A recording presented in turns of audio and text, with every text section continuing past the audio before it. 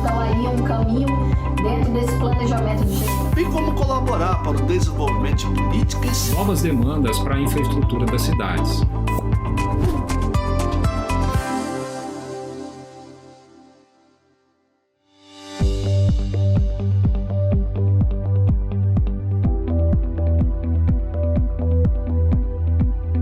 Nós estamos aqui para mais um episódio da nossa série Poder Legislativo e Políticas Públicas. O nosso convidado de hoje é o Luiz Augusto Freire da Silva. Ele é bacharel em Direito pela UNB e especialista em Direito Legislativo pelo ILB no Senado Federal e em Filosofia do Direito pela PUC de Minas. Ele é analista do Senado Federal, atualmente ocupa a função de chefe de gabinete da liderança do Congresso. Já foi chefe de serviço de matérias orçamentárias, coordenador de matérias legislativas e diretor substituto da Secretaria Legislativa do Congresso Nacional. Com a sua grande experiência na área de processo legislativo, ele também acumula experiência em todo o trâmite administrativo dos projetos de lei no Congresso Nacional. Espero que vocês gostem. Aproveite esse episódio. Olá, pessoal, professora Ana Carla. Hoje a gente tem o prazer e a honra de receber mais um especialista sobre leis, sobre processo legislativo. Recebemos hoje aqui o Luiz Augusto Freire da Silva, ele que é o chefe de gabinete da liderança do Podemos no Senado Federal e é advogado. Professor Luiz, é um prazer muito grande tê-lo aqui, é uma honra muito grande da Universidade de São Paulo, e a palavra é sua. O prazer é todo meu, professora Ana. Fico realmente muito honrado com o convite para tratar de processo legislativo, e especificamente aqui do processo legislativo de tramitação das medidas provisórias, que é um tema que aqui no Senado Federal nós lidamos diariamente, constantemente. Bom, eu vou começar a minha apresentação pelo conceito de medidas provisórias. A professora Ana me falou que é essa aula especificamente em que vocês vão ver sobre medida provisória. Então, ainda que vocês já saibam o básico, já tenham uma noção, é importante colocar que a medida provisória é um ato normativo com força de lei, ou seja, ela equivale para todos os efeitos a uma lei, mas ela é editada unilateralmente pelo Poder Executivo. Nós sabemos que na nossa forma de Estado, digamos, não exatamente na nossa forma de Estado, mas a divisão dos três poderes coloca o Executivo, o Legislativo e o Judiciário. E é ao Legislativo que cabe, tipicamente, a edição de normas gerais, como são as leis. Mas no caso da medida provisória, ela é editada unilateralmente pelo Poder Executivo, pelo Presidente da República. Em que casos? Em casos de relevância e urgência. Então, trata-se de uma prerrogativa do Presidente da República que, estando presentes os requisitos de relevância e urgência, no juízo político dele, editar essas medidas provisórias e submetê-las ao Congresso Nacional, que é, aqui no nosso país, o representante do Poder Legislativo, é o titular do Poder Legislativo. Então, é dada essa prerrogativa, digamos, extraordinária ao Presidente da República, extraordinária porque fora da ideia original, digamos assim, dos três poderes, mas trata-se de uma prerrogativa constante que ele tem durante todo o mandato. É dada essa prerrogativa para que ele possa solucionar questões que são relevantes e urgentes e que não podem esperar o processo de deliberação do Poder Legislativo. O Poder Legislativo é tipicamente, nos estados democráticos de hoje em dia, formado por assembleias. Então, toda lei, fruto do processo legislativo, é fruto de um processo de debate, é fruto de um processo de até embate entre forças de oposição, forças governistas, forças de centro, diferentes correntes, diferentes pensamentos. E isso, naturalmente, leva um tempo, essa deliberação leva um tempo. O Poder Executivo é capaz, pela sua hierarquia, de se mover mais rapidamente, pelo aparato técnico de que dispõe também, ele muitas vezes é capaz de captar com um pouco mais de velocidade as necessidades e urgências que o momento político coloca. Então, as medidas provisórias nós dizemos que são atos normativos primários porque elas extraem sua força diretamente da Constituição, elas não dependem de nenhuma outra norma, equivalem para todos os efeitos à lei, elas valem por 60 dias, prorrogáveis por mais 60 dias. Durante esse lapso de tempo, elas devem ser apreciadas pelo Congresso Nacional, pelo Poder Legislativo, e devem ser convertidas em leis. Não sendo convertidas em lei, elas perdem a sua eficácia desde a edição, isso é o que diz o texto constitucional, e seria como se não tivessem sido editadas. Aprovadas pelo Congresso Nacional, elas se convertem em lei, realmente, lei definitiva, ganham o mesmo númerozinho de lei. Então, o tema da nossa aula colocado é o processo legislativo das medidas provisórias. O professor José Afonso até chegou a dizer, em relação a um dos artigos da Constituição, que foi um gênio maligno que colocou a medida provisória entre as espécies normativas que seriam frutos da elaboração no processo legislativo. Foi alguém, um abusado, um ignorante, que colocou as medidas provisórias ali. Por quê? Porque, na verdade, as medidas provisórias, elas já nascem como normas, elas não são elaboradas no processo legislativo nesse sentido. Essa crítica do professor José Afonso, famoso constitucionalista. Tudo bem, é verdade que as medidas provisórias elas não são elaboradas no processo legislativo, elas são elaboradas nos gabinetes do Executivo, e dali elas já nascem no diário oficial, são editadas e passam a valer imediatamente.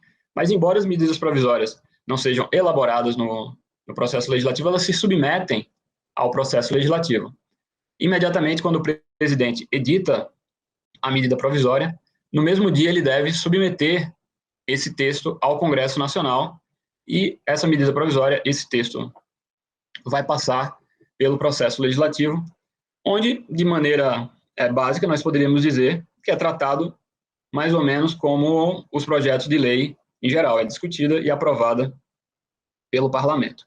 Eu estou falando aqui o tempo todo de Presidente da República e Congresso Nacional, mas é importante também nós lembrarmos que a nossa Constituição prevê que haja medidas provisórias estaduais, desde que esteja previsto na Constituição de cada estado, e pode estar previsto, não há problemas em relação a isso, o Supremo Tribunal Federal já se pronunciou nesse sentido, e até a própria Constituição é clara, pode haver medidas provisórias no âmbito estadual.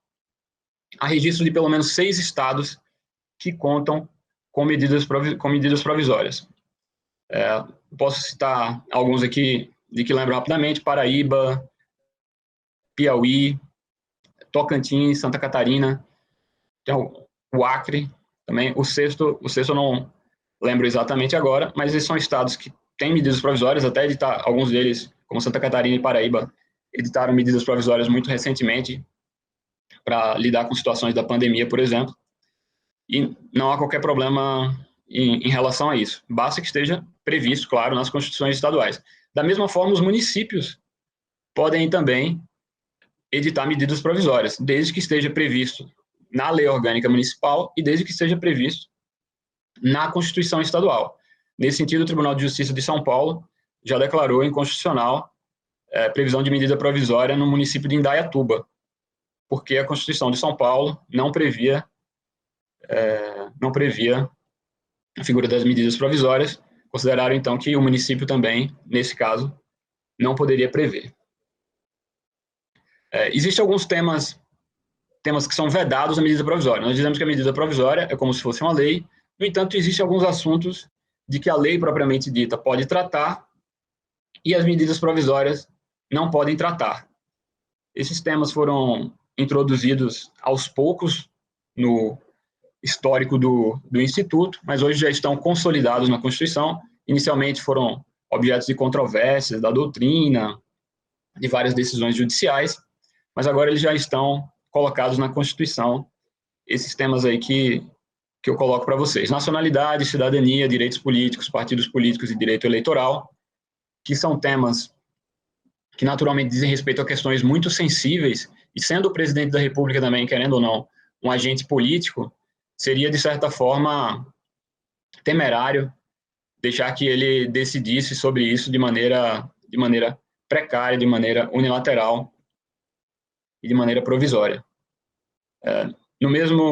Mais ou menos no mesmo sentido, direito penal e processual civil são temas muito sensíveis. O direito penal aí, né, a última razão onde se mostra com mais clareza a violência do Estado, e o direito processual por dizer respeito a questões que estão em andamento, né?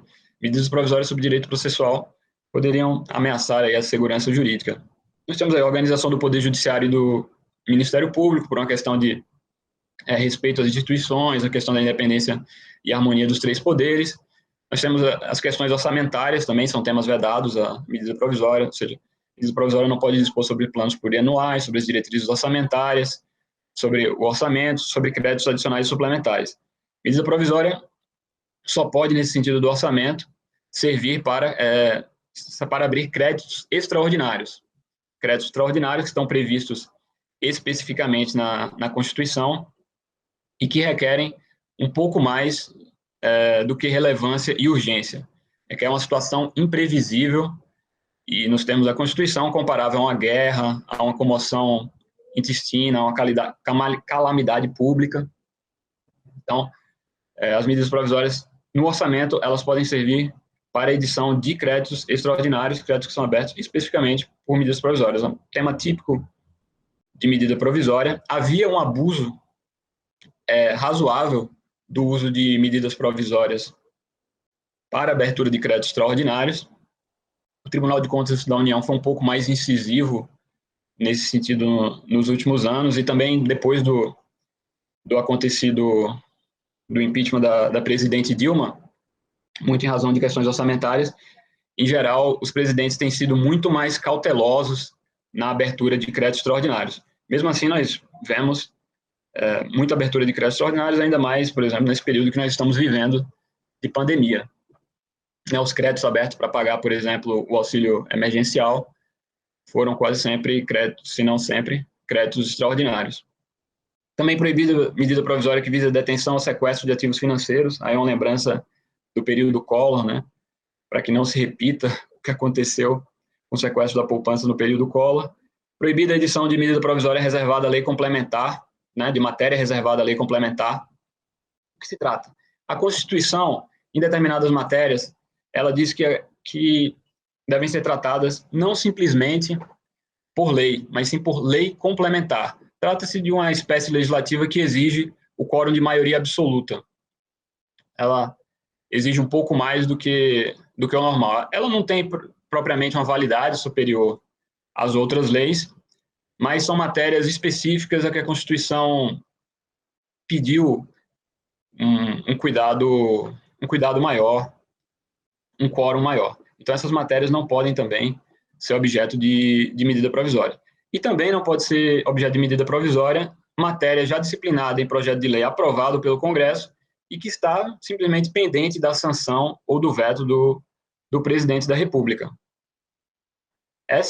Trata-se de uma previsão excelente, porque se aquela matéria já foi tratada pelo Congresso, que é o titular do Poder Legislativo e é quem decide definitivamente sobre o que deve ser lei ou não haveria motivo para o presidente alegar urgência ou relevância naquilo ali e editar uma medida provisória. O Congresso já falou sobre aquilo.